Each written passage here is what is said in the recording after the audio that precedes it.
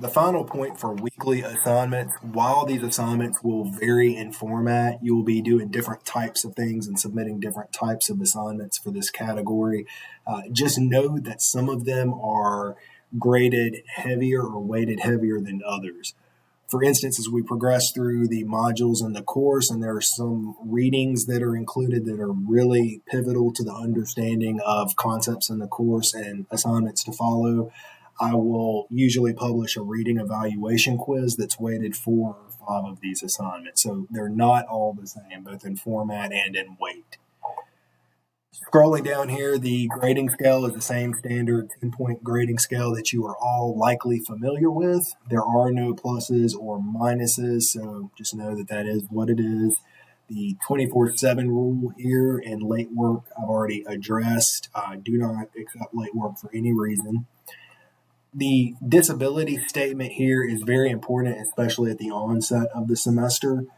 If you happen to have a documented disability, i.e. physical, learning, psychiatric, hearing, vision, or one that's not listed therein, for which you may need accommodations with regards to the course, it's really important that you touch base with the Office of Disability Support Services. They're on the second floor of the library if you're on campus, or you can also touch base with them by Bulldog Central or email, or you can call them.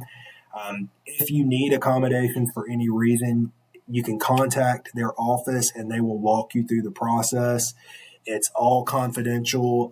I encourage anyone that needs any accommodations to tap into this resource. It's a federal law that these accommodations are made if all of the documentation is there and provided to their office. Again, it's confidential. What they do is they get all of the information needed from you and they send confidential emails to all of your instructors with the accommodations, and the instructor will reply with how those accommodations will be met. So just want to let you all know, I encourage anyone to whom this may be applicable, try to get with their office within the first week of classes so we can make sure we're consistent with the way the course content's being delivered in line with those accommodations. But of course, as the semester goes on, if something happens and you need accommodations and we're progressing through the semester, know they're always there. But if it's something that you already may be aware of, I encourage you to do this within the first week of class so that I can adjust the content accordingly for you. Religious holidays, you have to let me know the first week of class if there's any type of conflict within the course for a specific due date. Most of the content's pretty flexible. You have weekly modules. You can do everything at your own on your own time frame as long as you submit by the deadlines for that week. But in the event there are any religious observance conflicts, let me know within the first week of class and I can see what I can do to accommodate that. Academic integrity, all of that is here. All of that is the same. The honor code and the updated community standards code is here. Part of acknowledging the syllabus contract is acknowledging all of this regarding academic integrity. Within the parameters and context of graduate writing and research, the most relevant item there is plagiarism. Intentional and or unintentional plagiarism is absolutely, unequivocally not tolerated or accepted. I'll tell you right now, you will outright fail the entire course if any instance of plagiarism is noted. The one thing that is new from the videos that have been posted is the section regarding artificial intelligence here. This, as you all know, and I'm sure are aware of, this is a new and upcoming thing, ChatGPT. It's out there. It's available. Know that you will not use AI in any instance of this course whatsoever. The point of this course and the impetus behind the course and the course objectives is that you learn how to draft these documents and write and research at the graduate level on your own without any peripheral assistance. It's all about developing that style, developing the lexicon and the sentence structures, as well as the critical and analytical thinking skills. So any use of AI is right there congruent with plagiarism and is considered as plagiarism institutionally, but also in the parameters of this course. I have ways that I can tell if you're using AI. I have several different algorithm-based databases that have been developed that will pick up on any AI intervention in your content. Also, you'll find that there's nothing you submit in this course that I don't read word for word. Many times. You will get copious information and feedback from me tailored on each individual word you write in each assignment. So just know that it's unequivocally not accepted. There are ways that this is detected. In the event that any AI intervention has been utilized in submitting an assignment for the course, will result in complete failure of the course outright, without exception. Finally, we have some assistance here, just different office hours. I offer the same office hours as I have done in previous iterations of the course. Online, available by Zoom. As you all know, I work full-time hours at the university, so typically evenings are best for me. Most of you all are working professionals or graduate students, so that tends to be the sweet spot in terms of time frame. But if we need to meet during the day, whatever the case may be, just send me an email and we can schedule those meetings. We will do that the same way with our consultation sessions when we get to that point in the course. If you'd like to meet in person, if you're on campus or in the area, I'm happy to meet with you in person also. But just know that both of those options are available in person or Zoom. We pointed out the Resource Center.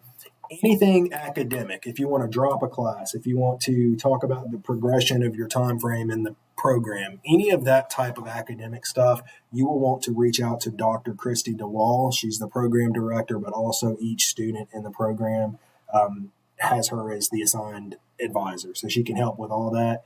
If you want to drop or withdraw from a class, talk to your instructor first and foremost, and then you can speak with Dr. DeWall about the implications of withdrawing from a course. One thing that's important to note about MASM is that the course rotation is set. Courses are only offered at set times and set semesters, and it does not change. So if you miss a course or something happens and you withdraw from a course in spring, you can't get that course until the next spring. So, we're a 1-year program by default. Some people spread it out to 2. If you miss one course, it can change things. And that also has financial implications. If you're taking out financial aid, for instance, and you need to be fully enrolled in full-time credit hours, but you've taken everything that you withdraw from a course, you need that one course, and you circle back around to that time next year to take it, well, there's nothing else you can be enrolled in to receive financial aid. So it's really important that you meet with Dr. Wall and take all those things into consideration as you go through the program. I have our schedule here. I mentioned this in another video. I'm going to tailor the content of this based on the needs that I see and that I identify in your diagnostic writing assignment. So this will be adjusted slightly. Most of the content will still be the same. Things will be grouped together. Deadlines will change. For the first module, I'm going to exit out of here just so I can show you because it's important. The 2 assignments in the module, the syllabus contract and attendance verification, these are very important. You must have them done by 11:59 Eastern Standard Time by August 21st. Syllabus contract is just confirming that you acknowledge all of the policies that we've gone over in the videos and also the syllabus. You just type acknowledge. And then the attendance verification is just a quiz denoting that you plan to remain enrolled in the course. So the deadline for attendance verification is the 22nd. So you need to do these by the 21st. If these are not submitted, you will be dropped from the course, and it's not possible to get in the course thereafter. So just make sure that's done. In order to remain in the course also, you have to complete the diagnostic writing assignment. I provide instructions and a video there for that. You have to have that done by the 23rd. So those are the 3 assignments for the first week module. And then I will, as I mentioned, tailor content based on what I find in your diagnostic assignment.